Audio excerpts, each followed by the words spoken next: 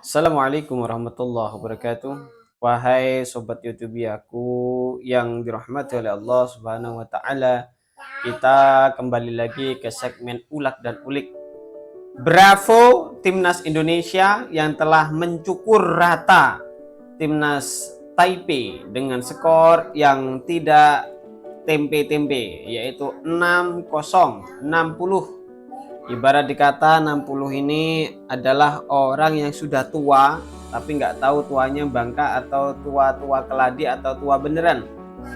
Yang jelas tadi malam permainan bagus, dengan taktik ala Hulen dikombinasi dengan ala Benteng Gliazzurri, itu timnas Italiano, ciri khas dari permainan timnas Indonesia yang notabene permainannya adalah mengandalkan pertahanan yang solid, juga serangan cepat dan taktis.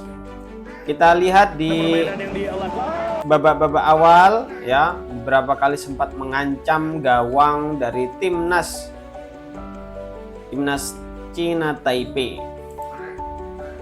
Oleh karenanya ini menjadi sebuah catatan penting.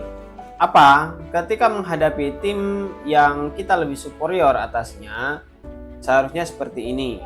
Namun berbeda lagi kalau yang kita hadapi seperti Irak, seperti Arab Saudi yang menjadi lawan di round 4. Tentu saja maintenance-nya juga berbeda ya. Kita tahu ada Coach Patrick sebagai head coach, ada ahli taktik Eropa yaitu Pastor, dan satunya Lanzat sebagai ahli taktik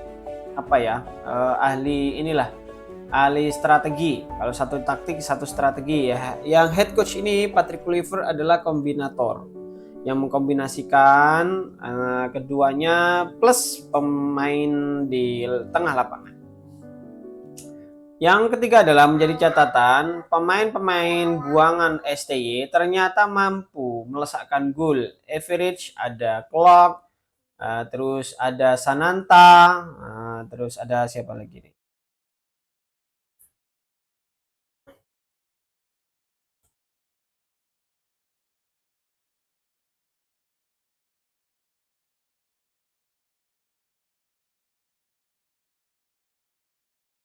Ada Jordi Amat yang di bangku cadangkan.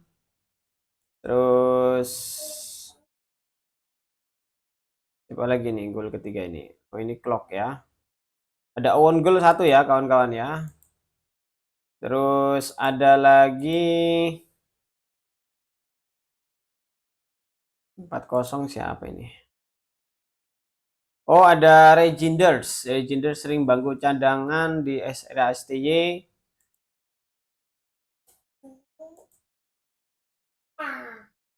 Ada lagi ya yang terakhir.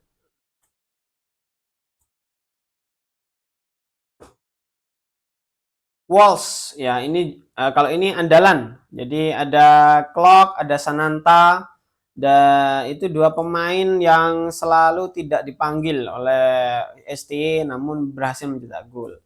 Itu dua catatan penting, tiga catatan penting. Yang pertama adalah pemain yang lama disimpan perlu dicoba di otak-atik sebagai formasi second tactical. Yang kedua adalah ternyata timnas.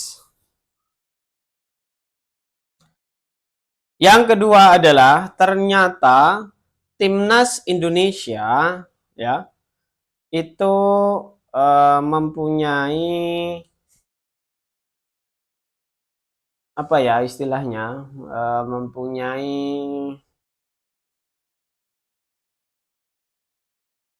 mempunyai sebuah permainan yang tidak kalah penting, taktikal ala Sintayong, Sananta, dan Clock ternyata mampu melesakkan gol yang notabene di era STY mereka nggak dipakai. Itu ya kawan-kawan. Jadi ada 3 alasan. 1, seharusnya lebih superior ketika menghadapi tim yang level di atas atau setara, ranking adalah hanya angka doang. Yang kedua adalah era STY, pemain yang tidak atau jarang dipakai harus dicoba taktikalnya oleh coach Patrick Clifford. Dan yang ketiga adalah perlu eksistensi, tidak raja kandang tapi raja tandang, karena lawan kita di round 4 bukan kaleng-kaleng kawan. Sesuai dengan nomor kostum yang dia pakai di Stadion Gelora Bung Tomo dan langsung disambut meriah oleh ribuan penonton, ribuan supporter Garuda dalam FIFA Matchday di malam hari ini. Ya, akhirnya kita bisa melihat bagaimana situasi bola mati bermain lebih fit dengan badan juga terlihat lebih lean ya, membuat dirinya naik turun sepanjang.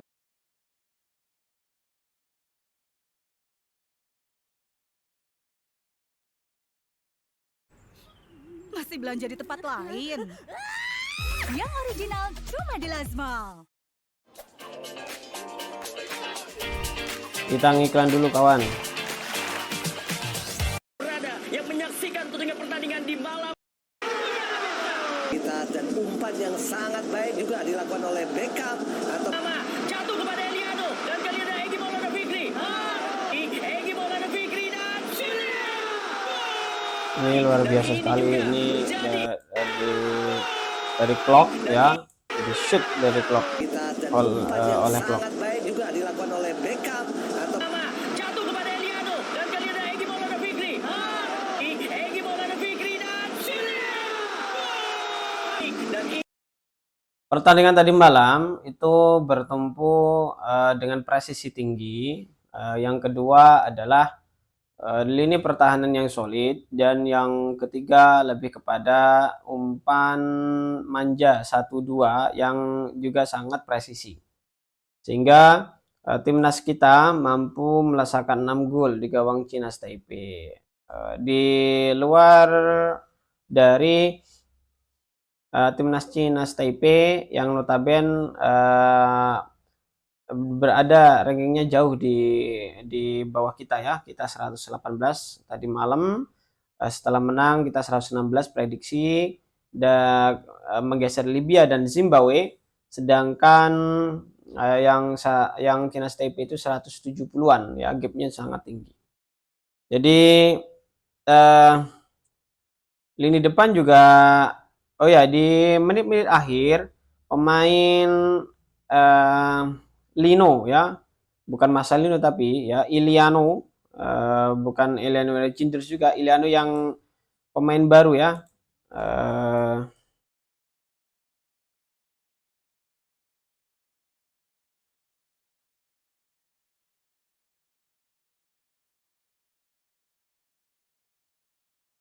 Miliano kayaknya ya.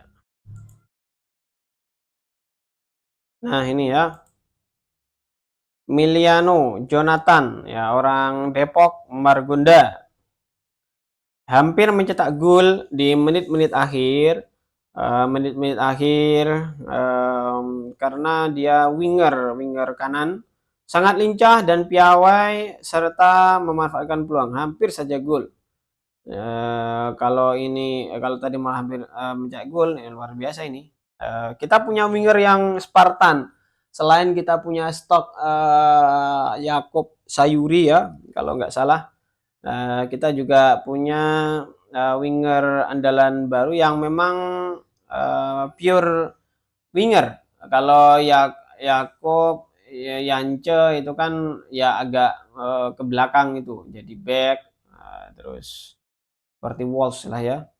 Tapi kalau ini memang pure, dia pure menjadi winger. Layak kita tonton lagi kiprah Miliano di laga-laga berikutnya. Kita tidak menampik bahwa kok Patrick berani-beraninya dan tim head coach dan tim kepelatihan tidak memasukkan Calvin, tidak memasukkan Ijes, tidak memasukkan siapa lagi, Kevin Dix. Kita tidak tahu kenapa. Mungkin ini taktik taktik ya, jadi memainkan second line. Cuman ya juga Marcelino di menit akhir dia dimasukin. Cuma di awal-awal yang tidak pernah kita tahu dan lepaskan adalah dominasi El Capitiano ya, El Capiten made in Indonesia tanpa naturalisasi ya, meniti karir dari liga lokal, kompetisi lokal, yaitu Rizky Ridho maupun strategi kayak apapun dia tetap menjadi penyeimbang ya. Sekali lagi dia tetap menjadi penyeimbang. Angkat topi untuk Rizky Ridho, walaupun dia di timnas U23 dulu, di timnas U19 selalu menjadi tumpuan sampai sekarang. L konsisten sama dengan Calvin Verdong. Semoga bermanfaat kawan, tetap jaya terus sepak bola kita. Bye.